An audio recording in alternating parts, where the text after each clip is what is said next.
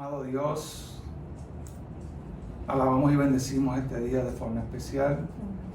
Oramos por todos nuestros hermanos que están viviendo la experiencia del COVID, por nuestro hermano Ángel Rosario, nuestro hermano Kenny, y por todos aquellos que hoy han amanecido con esta enfermedad tan terrible. Te pedimos en este tiempo de Adviento y Navidad que sigas pasando tu mano misericordiosa y que la alegría que proviene de ti, la paz y el gozo, se posen sobre tu iglesia, sobre tus hijos, y que nos cuides y nos protejas y algún día podamos todos salir al encuentro de cada uno de nuestros hermanos, que podamos abrazarnos, que podamos acariciarnos como siempre lo sabemos hacer, y que este virus pueda desaparecer del medio de la humanidad. Agradecidos porque nos das la vida en este día y porque nos permite seguir adelante. Y a ti, Santísima Virgen Madre de Dios, cuídanos y arrópanos con tu manto. Danos tu protección, bendice a tu iglesia, bendice a tus hijos y cuida de ellos en el nombre del Padre, del Hijo y del Espíritu Santo. Amén. Amén.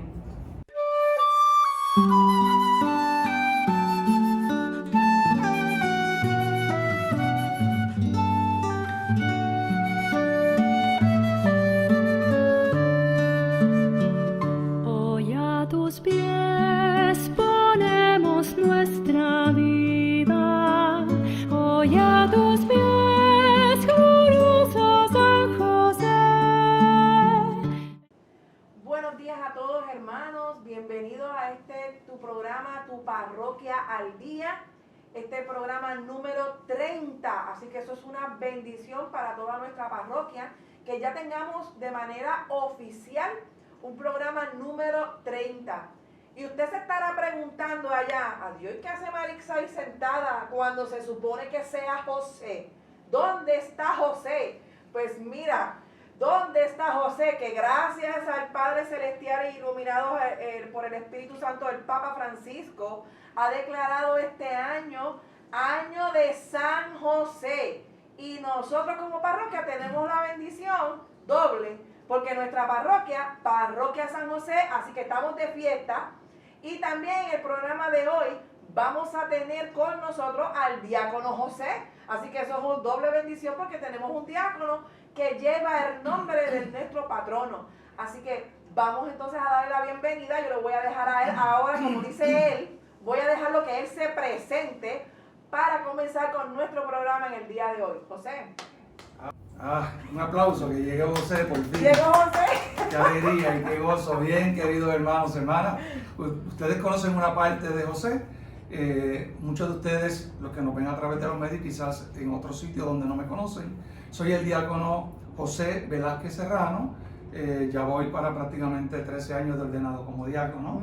Eso fue para mí los otros días.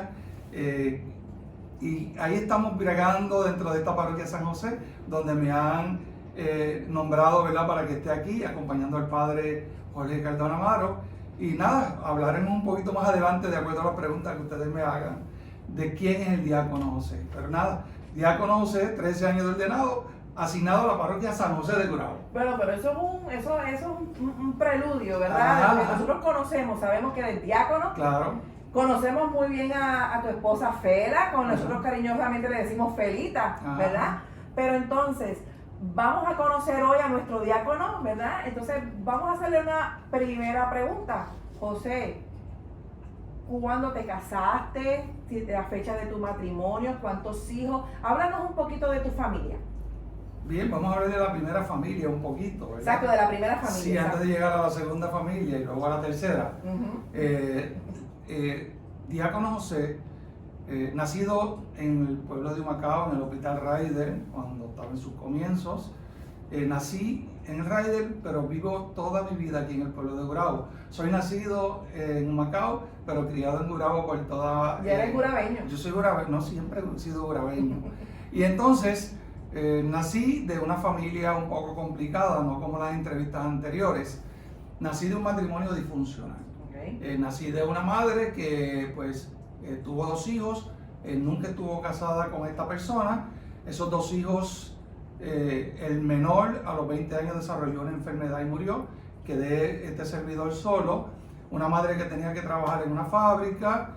Yo me fui desarrollando en el medio de una crianza entre mis abuelos, me crió mi abuela Juanita y mi abuelo Elquisio, que recogía latas por Gurabo, era pintor en Gurabo, y recogía latas, era una persona muy pobre, pero con unos valores cristianos muy altos, y un jefe de familia que me enseñó muchas cosas positivas. Mi madre trabajaba para podernos dar el sustento económico mientras que nuestros abuelos nos criaban. Fui criado en el barrio Campamento de Gurabo. Cuando Campamento no tenía calles ni rejas, aquello era solamente, ¿verdad? Se llamaba campamento porque donde está la academia de la policía había un campamento militar. Y entonces se fue desarrollando una comunidad alrededor del campamento y la gente vivía en la pobreza extrema, no había comida suficiente, no había luz, no había agua. Vivía en una casita de madera donde teníamos que dormir prácticamente todos encerraditos en un solo cuarto. Viví y me crié dentro de una pobreza extrema, Maritza. Esa parte de la gente que vive por allí saben de lo que estoy hablando. En una casita de madera que se nos estaba cayendo encima. Aquella casita de madera mi abuelo la hizo con la madera que se le caía a los troces que pasaban a llevar madera para el ejército que estaba ubicado allí. Y mi abuelo construyó aquella casita y allí nos criamos. Recuerdo que frente de mi casa había el acueducto, era una zanja abierta donde bajaban aguas negras y ahí pues nosotros jugábamos descalzos. Y tanto que se cuidan ahora, pues mi crianza fue metido en una zanja descalzo de aguas sucias, donde bajaba todo el desagüe de todas las casitas que habían por allí. Me crié de esa manera, me fui desarrollando poco a poco. Tuve un noviazgo precoz, conocí a mi esposa cuando tenía 15 años y medio. A los 16 años nos habíamos casado y a los 17 años y medio ya teníamos un hijo, un primer hijo. Comenzamos sin nada, no teníamos trabajo, no teníamos nada. Yo tuve que abandonar la escuela en el 4º año. Mi esposa termina el 4º año. Yo empiezo a trabajar para poder sostener una familia. Muy fuerte, trabajé cortando pasto por la orilla de la carretera con un gamachete y un garabato. Mira, ¿quién iba a pensar? Sí, fue una vida muy difícil. Yo aprendí que una cosa había aprendido de mis abuelos. Una vez yo obtuviera esa vida matrimonial, yo tenía que ser responsable. Y entonces pues me salí del 4º año, me fui a trabajar. Trabajé en un sitio en Cabo que se llamaba Caribe Motors lavando carros, me daban $6 por lavar un carro que había que sacar de brea, había que hacer un montón de cosas, que a veces un carro me cogía a mediodía y me daban $6. A veces hacía un carro al día y con esos $6 empecé a mantener a mi familia. Luego fui desarrollándome poco a poco, me fui a trabajar en un sitio donde tenía que bregar con ácidos de batería que me hicieron mucho daño. Y desde allí un día sentí algo raro, que tenía que salir de allí, que tenía que echar hacia adelante y que no me podía quedar haciendo aquello. Decidí irme a estudiar enfermería. Y ahí me empecé al hospital poquito a poco, me fui desarrollando con el ambiente hospitalario, me hice enfermero práctico. Fue una vida muy complicada. Empecé a trabajar en los distintos hospitales y fui desarrollando una empatía con el que sufre. Era una cosa bien diferente. O sea, yo creo sí que hoy en día pues vemos muchas enfermeras y vemos muchos médicos, pero yo veo que se ha perdido un poco la calidad de empatía con el paciente. Es una de las cosas que yo he podido notar, porque para mi época, cuando yo trabajaba en este tipo de trabajo, yo hacía mucha empatía con la gente. El dolor de los demás me tocaba y ayudaba a la gente con ese cariño y con ese amor que hoy en día he ido a muchos hospitales y no lo he encontrado en mi persona. Y empecé poquito a poco a desarrollar ese amor por la persona, ese amor por la enfermedad, ese amor por los que sufren. Seguí luego más adelante, tuve 17 años trabajando en el Rey de la sala de emergencia y de ahí decidí estudiar enfermero, terminar mi bachillerato en enfermería. Me voy a terminar mis estudios, luego me hice enfermero ocupacional, me voy a Johnson & Johnson como enfermero ocupacional. Allí pues me cogieron con bombos y platillos, querían que yo estuviera en supervisión de todas las Johnson, el trabajo era excesivo, pasé por una experiencia muy complicada dentro de la Johnson, un exceso de trabajo, me dieron 2 compañías, no tenía vida, llegaba ya a las 5 de la mañana y a veces eran las 10 de la noche y todavía estaba en la fábrica, con unos estresores muy altos y emocionalmente sufrí una crisis. Caí en una crisis emocional muy severa, muy severa. Y dentro de esa crisis emocional recuerdo que me sacaron por la puerta de atrás del dispensario y me llevaron a una doctora, a una psicóloga, a una psiquiatra.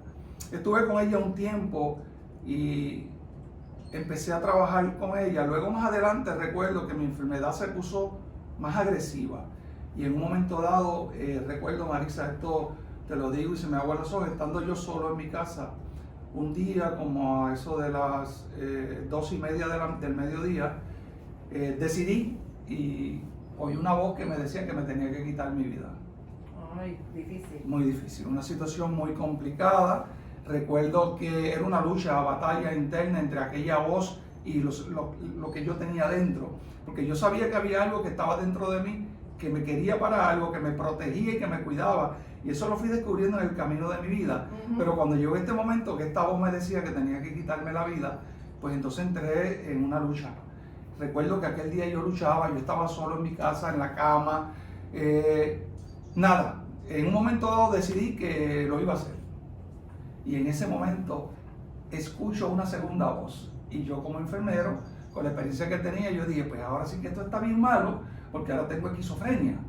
La esquizofrenia es aquella enfermedad que tú escuchas voces. Exacto. Y toda esta cosa, y yo decía, Dios mío, ¿pero qué es esto? Pero escucho aquella segunda voz con una dulzura muy suave, Marixa. Aquella segunda voz que me decía, no lo hagas, porque yo te necesito. Wow. No lo hagas. Yo recuerdo cuando escuché aquella segunda voz que me dijo, no lo hagas porque yo te necesito, yo salí corriendo de mi casa y salí a la carretera afuera y yo no me atreví a entrar al cuarto. Ya yo no me atreví a entrar al cuarto porque yo sentía la presencia del mal, pero también sentía la presencia del bien. Y yo decía, Dios mío, estoy loco, estoy escuchando voces, ahora no sé qué voy a hacer. Uno me dice que me quite la vida, otro me dice que me necesita, ¿qué hago? Y entonces me senté en la cama temblando con una hoja de papel y dije, bueno, Señor, que se haga tu voluntad. Yo no fui católico, yo fui criado en la me bautizaron católico, pero mi religión principal donde mis abuelos me llevaron fue a la iglesia bautista de Gurabo, que queda donde está ahora lo que es la oficina de teléfono, que está en la esquina de la funeraria de Gurabo Memorial. Eso era una iglesia bautista. Sí, yo asistía a esa iglesia con mis abuelos, porque mi papá nunca me llevaron a la iglesia. Mis abuelos me llevaron a esa iglesia y yo comencé allí. Tenía esos valores dentro de mi vida del temor de Dios. Pues cuando oigo la voz de Dios, que yo entendía que era de Dios, porque claro, yo decidí escucharla. Okay. Y me puse a la escucha, como recuerda la voz aquella que decía, Señor, Señor, y pues respóndele. Pues entonces dije, bueno, Señor, heme aquí, Señor, lo que tú me digas. Y como recuerdo, Samuel, como Samuel.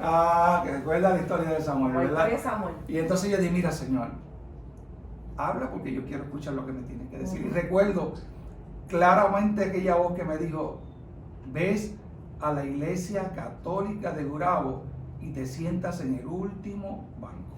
¡Wow! Y ahí comenzó. O sea que esa llamada que recibiste, que tú sentiste, fue la que te llevó entonces a la iglesia católica, porque antes estabas visitando la iglesia bautista. Eso. Hermano, estamos en vivo, o sea, esto es interesante, saber que José vivió su experiencia, su primera experiencia de fe en la iglesia bautista y pasar ahora entonces a la iglesia católica y llegar hasta donde estás hoy. Eso es así. O sea que la conversión fue una conversión profunda. Vamos a dejar que continúe, José, cuéntame, sígueme contando eso porque eso está interesante. Cuando llegaste a la iglesia católica, ¿qué entonces hiciste? Pues nada, yo seguí las instrucciones del Señor, me senté en el último banco de la iglesia católica. Okay. Recuerdo que había un sacerdote muy joven que siempre estaba vestido de negro, que tú lo conoces. No voy a decir nombre, ¿verdad? No, pero, claro, pero sabemos quién es. Sí, sí, es muy querido, lo amo mucho, donde quiera que él esté, ¿verdad? Padre Roberto. Padre Roberto, que tenía su peculiaridad, su fuerza en su predicación. Energía. Yo miré a aquel sacerdote desde el último banco, su primera misa, mi primera misa, que yo no sabía ni lo que se hacía, yo no conocía la iglesia católica, yo me sentí extraño porque sentía que todo el mundo me miraba y yo decía, Dios mío, ¿por dónde salgo? Pero nada, aguanté como un general, sin comprender, sin entender nada, y escuché la misa. Yo recuerdo que sentí algo raro. Cuando estaba sentado en aquel último banco, yo sentí algo que yo no estaba sintiendo durante hacía mucho tiempo, que era un momento de paz. Empecé a sentir un momento de paz, de tranquilidad, empecé a sentir serenidad en el medio de la situación que yo vivía. Me gustó, perdón, y dije, bueno, ya, cumplí con lo que me pidió la voz. Okay. Regreso a mi casa y digo, ¿y ahora qué? ¿Y ahora qué? Entonces, ya no volví a escuchar la voz. Pero entonces dije, oye, yo me sentí bien la última vez que fui. Déjame volver y sentarme en el mismo banco a ver qué pasa. Ya en la semana un día fui, entré y me senté en el último banco. Haciendo el cuento largo corto, fui de poquito a poco moviéndome de un banco a otro y decía, bueno, yo creo que cuando llegue al frente algo debe pasar. Ajá. Y siempre le preguntaba y me preguntaba a mí mismo, no señor, que yo estoy aquí, dime lo que tú quieres de mí. Claro. Y fui acercándome poquito a poco, hasta que un día estaba por el medio del banco y entonces decidí que el sacerdote me estuvo mirando todo el tiempo y dije, bueno, pero yo no sé. Y el sacerdote me llamó y me dijo, yo he visto que usted pues, está viniendo constantemente, me gustaría que se formara y qué sé yo qué. Y dije, wow, pero yo no sé nada de esto. ¿Cómo usted va a mandar a mí a formarme y todas estas cosas? Y bueno, pues nada, decidí que sí, empecé un proceso de conocimiento de la Iglesia Católica un poquito más profundo. Comencé a leer mucho, comencé a preocuparme de la Iglesia. En eso mi hijo menor, que no había hecho la confirmación, se quería casar. Y yo recuerdo que había que llevarlo a la iglesia para tomar la confirmación. Cuando lo llevé, estaba en la confirmación el diácono Kenny y estabas tú, Marisa. Yo dije, bueno, aquí lo traigo porque se quiere casar para que haga la confirmación.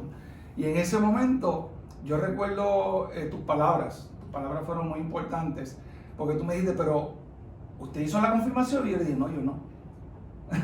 Y entonces me dijiste, usted trajo a su hijo y usted se va, y le digo, no, quédese usted. Y yo dije, no, yo no me puedo quedar.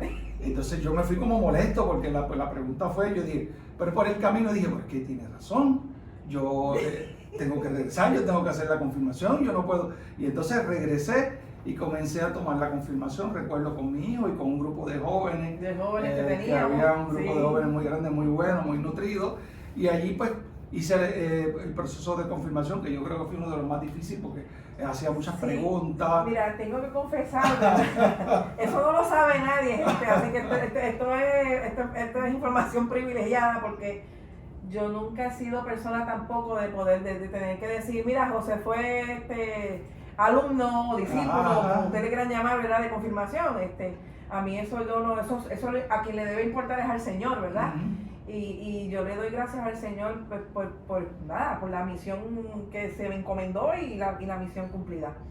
Pero sí, recuerdo ese momento. Primero, me acuerdo que primero quien llegó fue Fera y me trajo el nene. Después tú lo llevaste. Sí, segundo. Y entonces ahí fue que yo hice la pregunta atrevida. Tú lo confieso, tú no te confirmate tú también.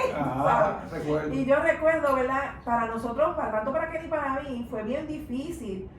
Porque aunque usted no lo crea, este hombre leía, este hombre conocía la palabra, o sea, él, no, porque en Isaías, en el capítulo tal, el versículo tal, te dice esto y esto y esto, y nosotros acá. Entonces Kenny y yo Kenny y yo nos llamamos, me acuerdo, y nos decía, Marisa, tenemos una persona que conoce, o sea, vamos a prepararnos más de lo que ya nosotros nos preparábamos. Nosotros nos reuníamos una vez en semana. Y por José nos reuníamos 2 veces en semana, gente. ¿Para qué? Para poder estar preparados. Yo me acuerdo, yo no sé si tú lo recuerdas, que Kenny llegó con un bulto de color rojo y él le decía, este es el bombero. ¡Pam! Y lo ponía en la mesa. Y ahí teníamos Nuevo Catecismo, la Biblia de varias traducciones, de varias casas. Teníamos también los documentos de la iglesia, porque este hombre hacía unas preguntas que usted no se imagina, y nosotros tuvimos que, prepararnos, no solamente para el grupo, sino prepararnos para cada pregunta que José nos hacía. Lo interesante fue que las preguntas que yo traía a veces nutrían para que el resto del grupo creciera. Y yo recuerdo cuando alguien no estaba de acuerdo, que yo me ponía pico a pico con los compañeros y decía, no, pero es que no es así. Eso fue un año que les digo que aquello fue de bendición. Sí, no, pero crecimos. Yo les agradezco, ¿verdad? Porque pues, el Señor los utilizó en este proyecto, en este camino. Me sirvió de gran ayuda. Comencé a leer más, comencé a estudiar con más profundidad. me hice después yo era el que daba las clases de confirmación. Sí, Estuve creo que 12 años dando clases de Sí. confirmación, 12 a 13 años, donde han salido un montón de grupos de hermanos que como Figueroa, como Figue, que ahora tiene, ¿verdad?, esta pastoral tan importante del cuidado de los expresos.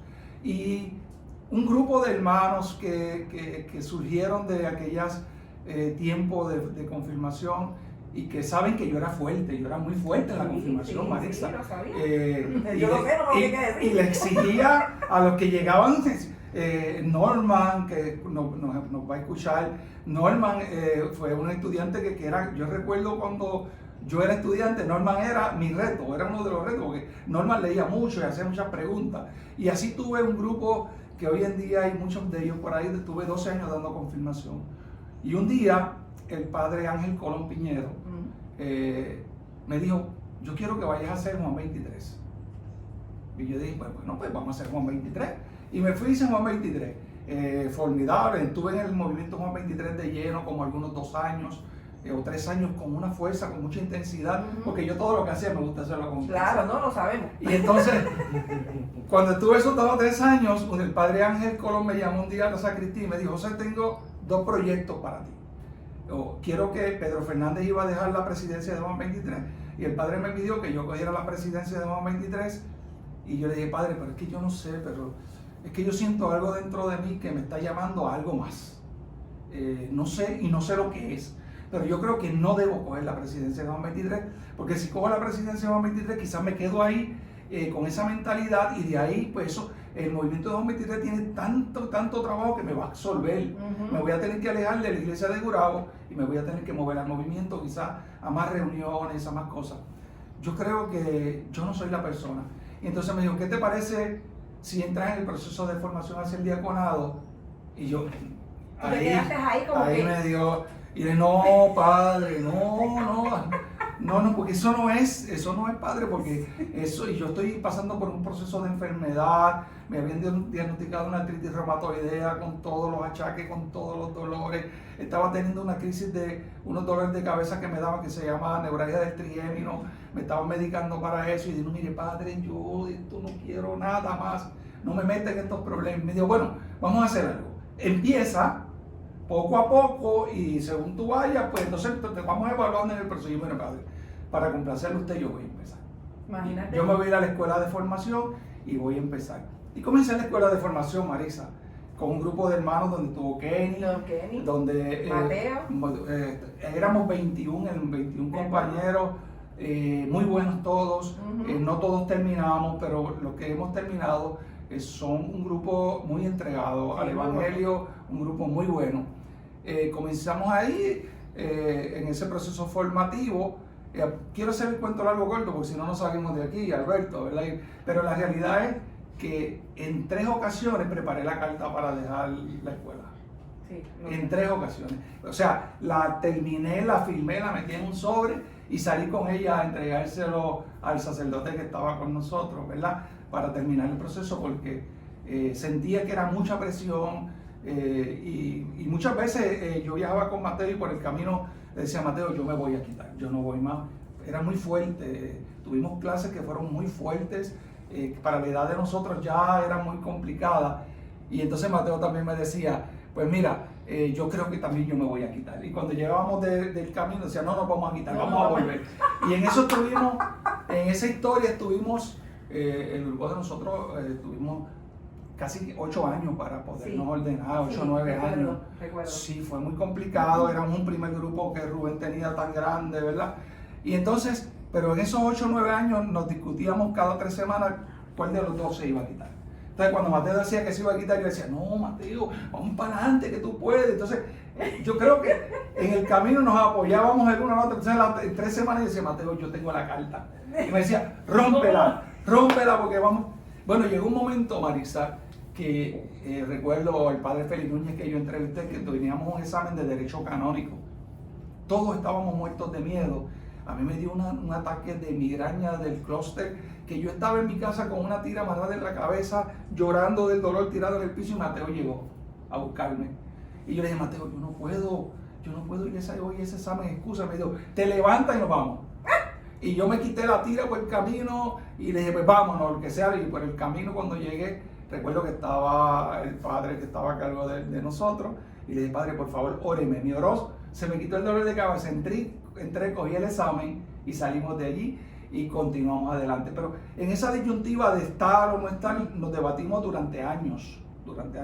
Llegó un punto en el que yo preparé la carta y ya, o sea, ya la voy a entregar. Ya le dije a mi esposa, yo no voy a seguir, yo no puedo más. Y pues esa voz que había escuchado antes volvió y me dijo, yo te necesito. Así que para adelante. Y yo cogí con mucha valentía y rompí la carta. Y tuve todo ese proceso. En el proceso de formación estuvimos en una semana que fue el retiro canónico, que es lo anterior a la ordenación.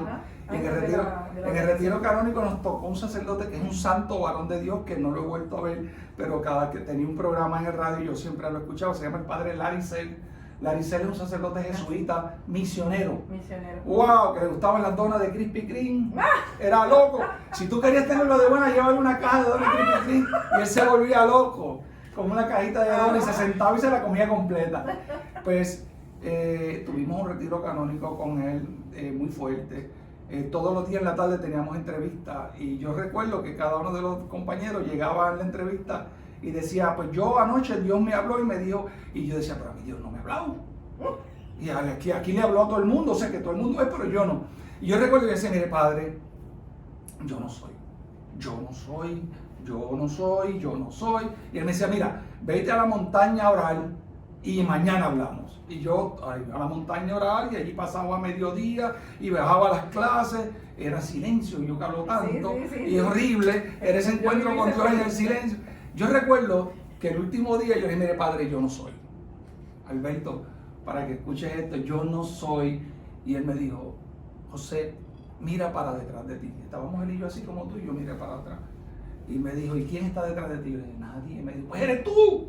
No hay más nadie, eres tú. Y yo dije, oye, tienes razón, si soy yo. Y entonces, como que en ese momento acepté esa responsabilidad. Porque yo no era el miedo de ordenarme, era el miedo a la responsabilidad que conlleva la ordenación. O sea, yo nunca he hecho nada en mi vida que no le ponga el corazón. Y yo sabía que meterme en este proyecto iba a ser un proyecto que me iba a envolver para toda mi vida. Era como un matrimonio para toda la vida. Ya yo lo había consultado con mi familia estaba de acuerdo, el único que faltaba que estuviera de acuerdo era yo. Y es una batalla, y se lo digo a estos hermanos que se están formando, es una batalla. Es como cuando yo atiendo las parejas de matrimonio, les digo, ahora el demonio no quiere que usted se case, de ahora en adelante él va a hacer todo lo posible para que usted no se case. Pues el demonio estaba haciendo todo lo posible para que yo no me ordenara. Todo, lo hizo todo. Yo te puedo hablar que cosas que nos amaneceríamos aquí, lo hizo todo, pero yo decidí que sí. Y la última prueba fue el día de mi ordenación, cuando el momento de la postración, que nunca se me olvidará, cuando nos postramos en forma de cruz en el piso y entonces empieza la oración de las letanías.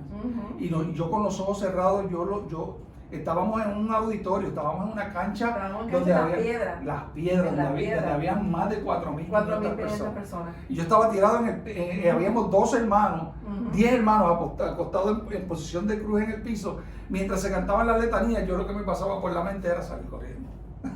Yo quería irme. Yo decía, Señor, ¿y ahora qué yo hago? Pero ahí hay mucha gente que me está viendo, yo me tengo que quedar, yo tengo que ir. Y cuando abrí los ojos, recuerdo que cuando el obispo me impuso las manos, ahí se acabó todo. Ahí llegó aquella paz, aquella serenidad. Pero es para que la gente entienda que la vocación surge en el camino. El Señor nos llama a todos. Lo que hay es que ponernos en sintonía con la voz de Dios y responder a su llamado. No, y también es importante, ¿verdad?, que conozcamos estos procesos, porque no son fáciles. Hemos visto, ¿verdad?, todo lo que José ha vivido desde su niñez hasta hoy. Y cómo es que entonces vemos la intervención de Dios en tu vida, ¿verdad?, para llevarte a donde estás hoy, ¿verdad?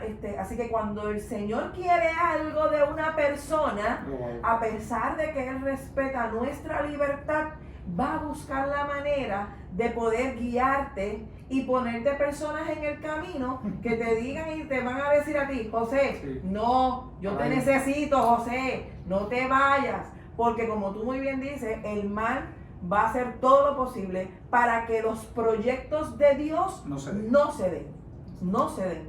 Y fíjense entonces, ¿verdad? Hemos querido hacer hoy esta entrevista a José porque conocemos al diácono José, pero no conocemos esa historia detrás de ti, ¿verdad?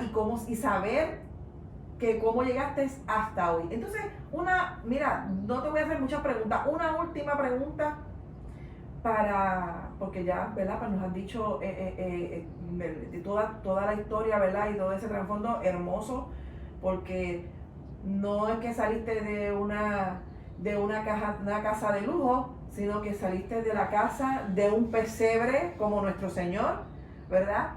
En una cuna de pesebre sale José, ¿verdad? De este humilde hogar, y hoy tenemos a José dándonos muchas bendiciones también y mucha riqueza y ayudando entonces al Padre Jorge a guiar y pastorear este rebaño de la parroquia. Pero entonces una última pregunta, entonces, hoy, ¿verdad? 12 de diciembre, Día de la Virgen de la Guadalupe, que estamos celebrando esa fiesta, ¿verdad? Domingo de la Alegría. Domingo de la Alegría, tercer domingo del Adviento, domingo de la Alegría. Entonces, hoy has hecho un recuento de tu vida hacia atrás y estás hoy aquí sentado, todo un diácono, que ya también has tenido muchas experiencias como diácono. He tenido la bendición de compartir contigo también ese momento de retiros, talleres, prédicas, que para mí ha sido una gran bendición y que yo he aprendido un montón con él, así que no crean que porque yo he aprendido con él, ¿verdad?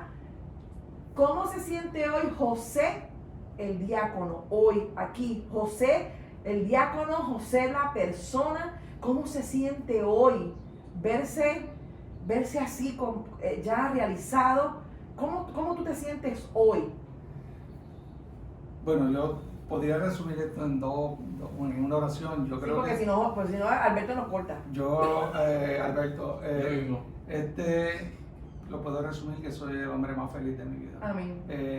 Yo he tratado a veces de pensar, esta parte no la dije, yo en el momento en que decidí entrar al proceso formativo, yo estaba decidiendo si me iba a estudiar medicina y yo quería ser ortopeda. Okay. Pero quería ser ortopeda no por ganar mucho dinero, sino porque me gustaba la ortopedia y yo veía que la gente llegaba torcido y doblado y lo podía enderezar. Y la gente salían contentos y felices. Pero decidí entrar al proceso formativo, aunque sabía que no me iba a ganar un centavo, porque tú sabes que nosotros no ganamos un centavo en la iglesia. Pero he encontrado que para mi matrimonio, para mi familia, para mi vida ha sido la bendición más grande del mundo. Yo vivo enamorado del Señor. Yo soy feliz con lo que Él me ha dado. Amén. Y soy feliz con lo que me vaya a dar o con lo que no me vaya a dar. Ya uno empieza a replantearse en la vida cómo será mi final. Yo solamente le pido al Señor que me ayude a terminar el proyecto que Él ha puesto sobre mí hasta el día en que Él me llame. Con las botas puestas. Con las botas puestas, y si tengo que morir, a veces le digo a mi esposa, el sitio para morir perfecto sería detrás del altar. Amén. Que caiga ahí redondito y que por ahí me vaya con el Señor, porque mi vida fue un antes y un después. Y el después me ha traído una felicidad plena, total en mi vida. Yo me levanto orándole al Señor, me acuesto orándole al Señor y vivo el día orándole al Señor. Y cada momento de mi vida yo no hago nada que no le consulte a Él, porque aquella voz que me dijo te necesito es la misma voz que ha venido caminando conmigo durante todo este proceso y que estoy seguro que al final Él vendrá personalmente a buscarme. Amén, amén, José. Definitivamente ha sido una gran bendición para nuestra parroquia. Yo sé que muchos de los hermanos que nos van a estar viendo este programa va a coincidir con lo que estoy diciendo. Ha sido una bendición para nuestra parroquia, porque ya tú llevas ¿cuántos años aquí con nosotros? Wow. La parroquia de Grabamán como 25 años. 25 años, así que ha sido 25 años de bendición. Ya me están cortando, este hijo de culebra no sale redondo. Entonces, ha sido de bendición para nuestra parroquia, y yo sé que independientemente aquí o a donde vayamos, porque me incluyo también contigo en este proyecto, ¿verdad? Sí, eres parte del proyecto. A donde vayamos vamos a ir con alegría, porque le servimos al mismo Señor y amamos al mismo Dios. Una última cosita antes de irnos es, que yo sé que vas a coincidir conmigo, yo sé que las oraciones, el silencio, como María, que tuvo Felita detrás de ti, Sí.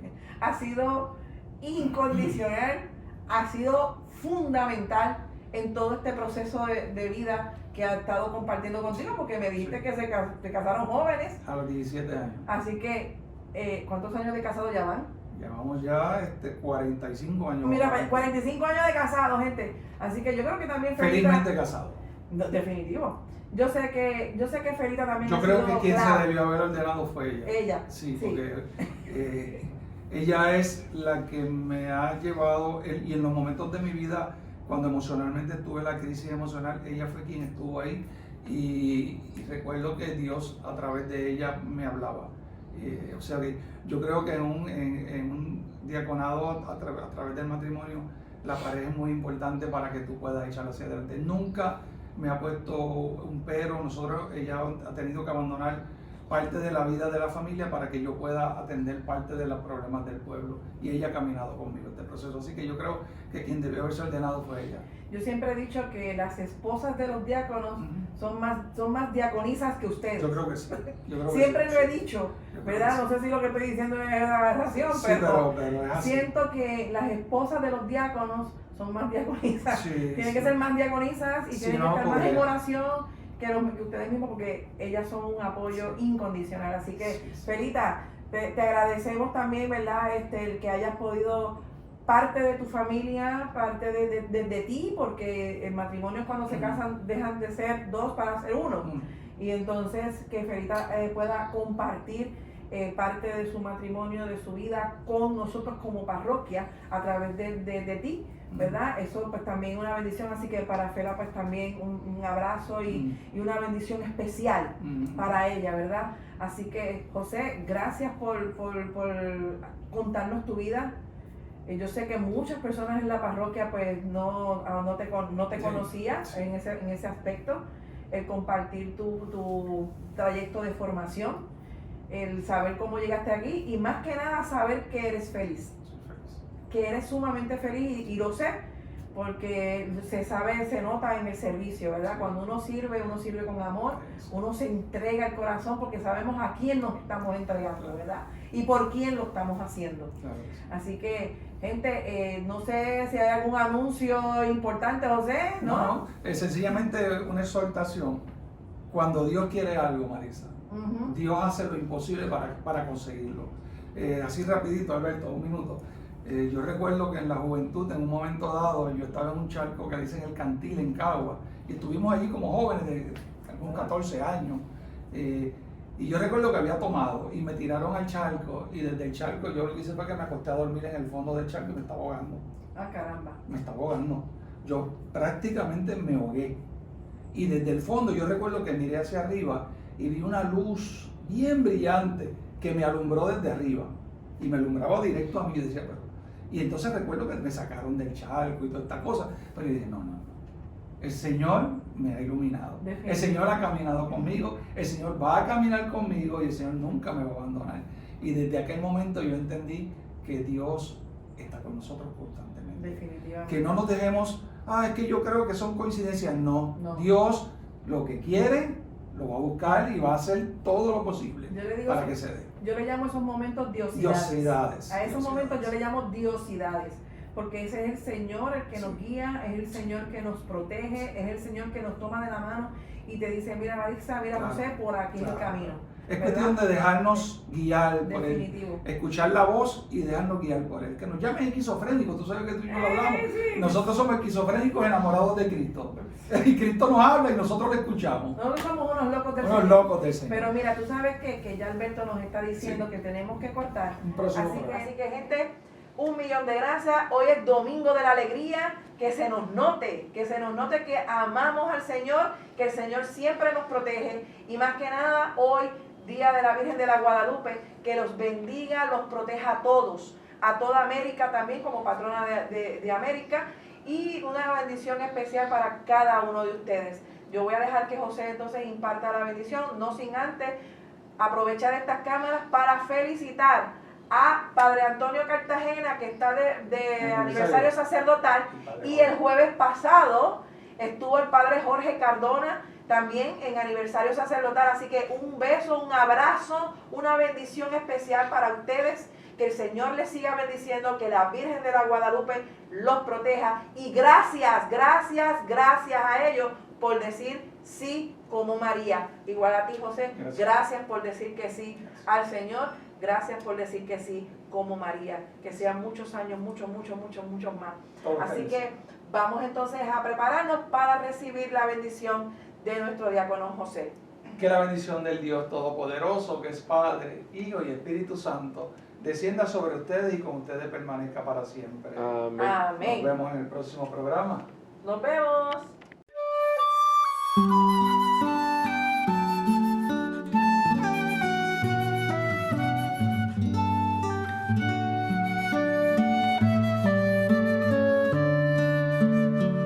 Hoy a tus pies ponemos nuestra vida. Hoy a tus pies